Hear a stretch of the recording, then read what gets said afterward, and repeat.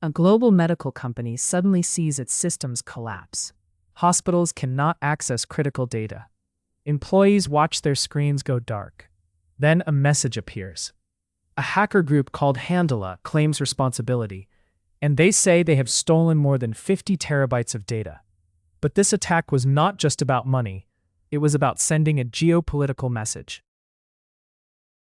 Stryker is one of the largest medical technology companies in the world. The company produces surgical equipment, medical devices, and hospital technology used in operating rooms across the globe.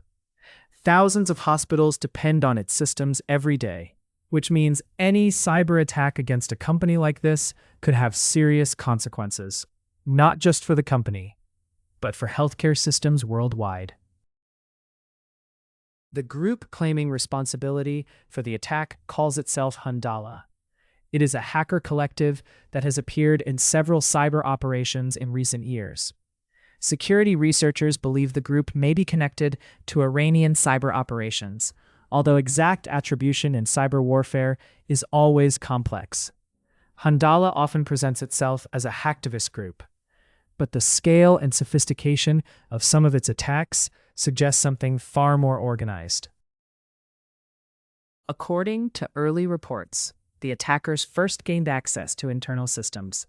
Once inside, they began exploring the company's network, looking for sensitive files, server infrastructure, and backup systems. This phase is known in cybersecurity as reconnaissance. The attackers move slowly, trying to avoid detection while mapping the entire network. After gaining access, the attackers began extracting massive amounts of data. Security analysts estimate that up to 50 terabytes of files may have been taken. That could include internal documents, technical data, corporate communications, and possibly sensitive operational information. Data theft on this scale is extremely difficult to hide, which is why many cyber attacks eventually reveal themselves through unusual network traffic. As the breach unfolded, systems began failing. Employees reported disruptions. Internal services stopped responding, and the company was forced to investigate a potential large-scale cyber incident. For organizations operating in critical sectors like healthcare, even a short disruption can create serious operational risks. Cyber attacks like this do not always happen in isolation. Many of them occur within a larger geopolitical context. Over the last decade, cyber operations have increasingly become part of international conflict. States and state-linked groups use cyber tools to gather intelligence, disrupt infrastructure, and sometimes send political signals to their adversaries.